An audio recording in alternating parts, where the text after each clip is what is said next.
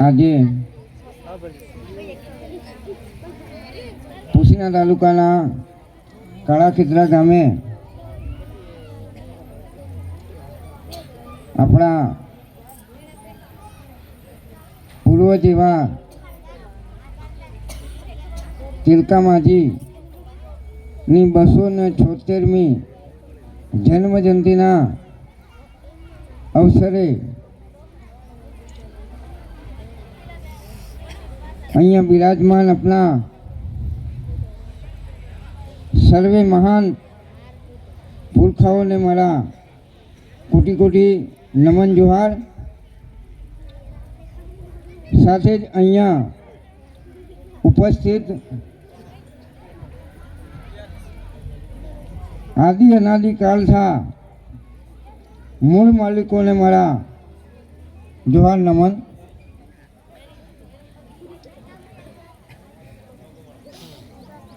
આપણા અગાઉના વક્તાઓએ ઘણી બધી ઉર્જા આપણામાં ભરી છે।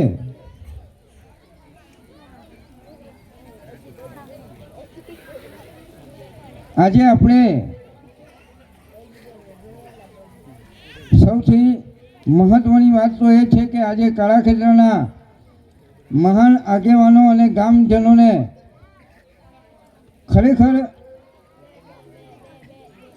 કહેવાય કે એમને અભિનંદન આપવા પાત્ર છે કે આટલા લાંબા સમયે પહેલી વખત આપણા પૂર્વજ તિલકા માજીને યાદ કરી અને એની જન્મ જયંતિનો અવસર આ કાળાખેતરાના ગામે કરવામાં આવ્યો છે।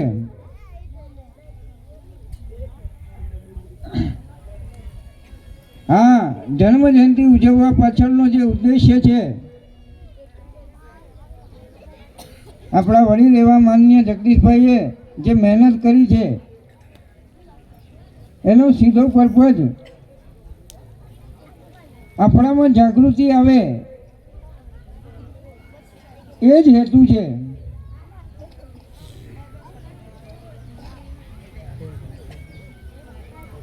આ મંચ પરથી આપણે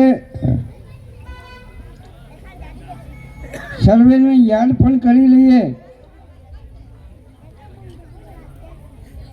અહીંયા દાદાએ એક શબ્દનો ઉપયોગ કર્યો હતો કે ભાઈ આપણે તિલકા માંજીનો જે અવસર કરવાનો હતો એ અવસર માટે પ્રશાસન જોડે મંજૂરી લેવાની વાત આવી। 5 તારીખથી લઈ જો એમને એપ્લિકેશન આપેલી હોય અને જો આજે પ્રોગ્રામ છે અને ગઈકાલે જો આપણને એની મંજૂરી આપવાની થતી હોય એ પણ સાંજે, એટલે આપણે એ વાતથી સમજી જવાનું છે કે પ્રશાસન એવું સમજે છે કે આદિવાસીઓને કશું ખબર પડતી નથી। તો હું આજે આ મંચ પરથી કહેવા માંગુ છું કે શાસન અને પ્રશાસન પણ સમજી લે, વિચારી લે। હવે એ સમય નથી રહ્યો કે તમે અમને અંધારામાં રાખી શકો।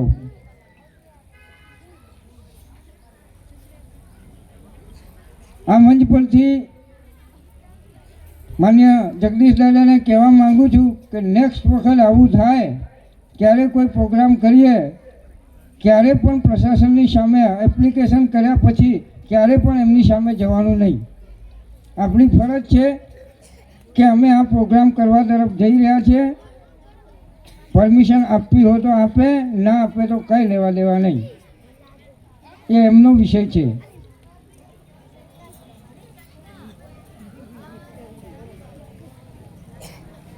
બહુ દુઃખની ઘડી છે।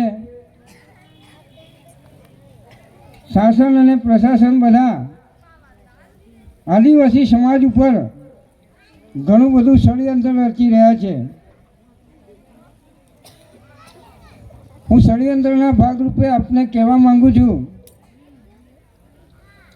સૌથી પહેલાં તો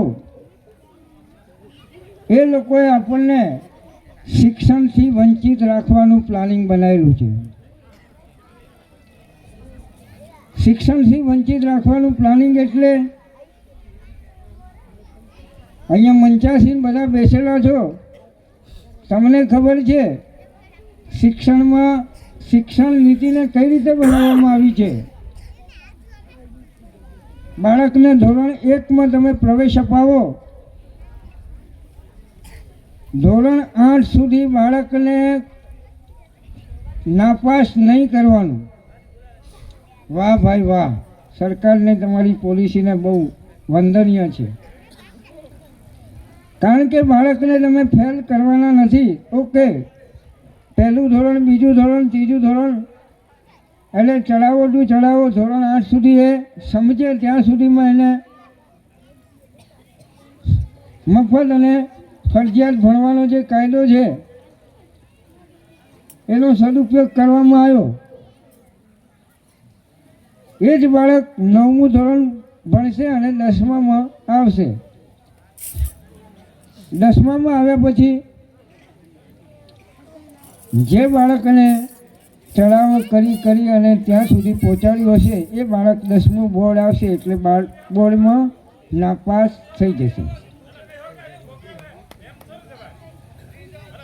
નાપાસ થશે ત્યાંથી એનું કેરિયર પૂરું થઈ જશે. આ મહત્વની પોલિસી છે.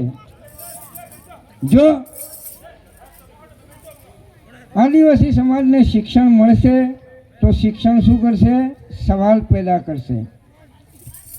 એટલે મહત્વનું પ્લાનિંગ પાયામાં છે આપણું. આપણને શિક્ષણ મળશે તો સવાલ કરીશું ને.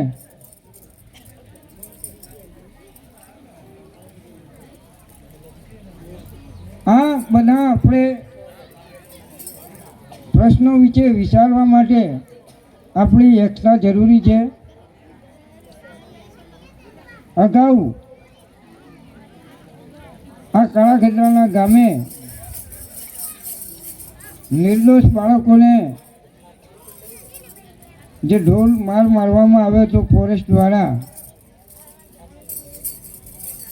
એ સમયે અમે પણ એટલે આવ્યા હતા, પણ પ્રશાસને ખરેખર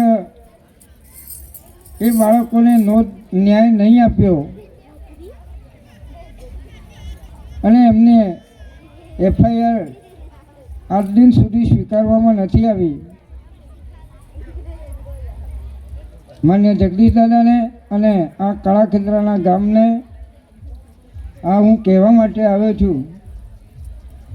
કારણ કે આ મંચ પરથી આપણે ઘણી બધી વાતો સાંભળી કે તમારા અહીંનો વિજયનગરવાળા, શામળાજીવાળા, ચૈતર વસાવા, રાજકુમાર રોત કોઈ પણ આવશે, એ 2 નંબરની વાત છે.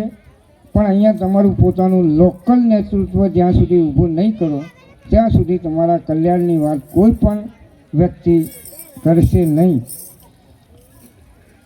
વર્ષોથી મને જગદીશ દાદા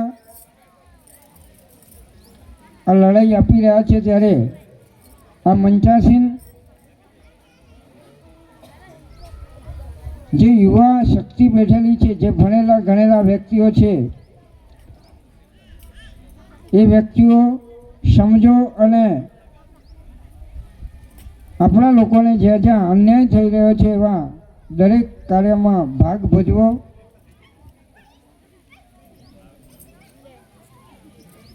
અમે તો વિજયનગરથી તમારા શહેરને તમારું પોતાનું નેતૃત્વ કઈ રીતે ઊભું થાય, તમે લોકો કઈ રીતે સશક્ત બનો, આ વાત કહેવા માટે આવ્યા છીએ.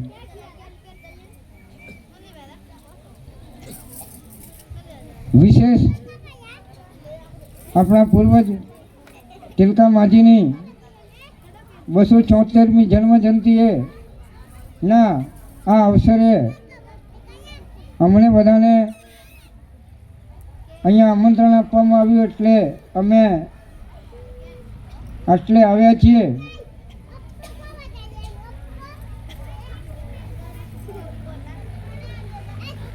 આજે આ જે કાર્યક્રમ તમે કર્યો છે એવા કાર્યક્રમો તમે અવિરતપણે કરતા રહેશો, જેથી આપણે સંગઠિત થઈશું અને સંગઠિત થશું તો આપણી સંગઠિત થયાને જે તાકાત છે એ તાકાતને આપણે લાવી શકીશું અને સાથે શિક્ષણ અને સાથે જોડાઈશું. અને જો શિક્ષણ આવશે તો જ આપણા જીવનમાં પરિવર્તન આવશે. કારણ કે શિક્ષણ હાલ આપણી ભાષા, આપણા તીર કમાન, આપણા હથિયારોને કોઈ જોતું નથી. માટે કલમ અને જે કલમની તાકાત છે એ તાકાત તમારે બતાવવી પડશે. આ વાત કરી મારી વાતને અહીંયા પૂર્ણ જાહેર કરું છું. જય જોહાર, જય આદિવાસી, જય ભીલ પ્રદેશ.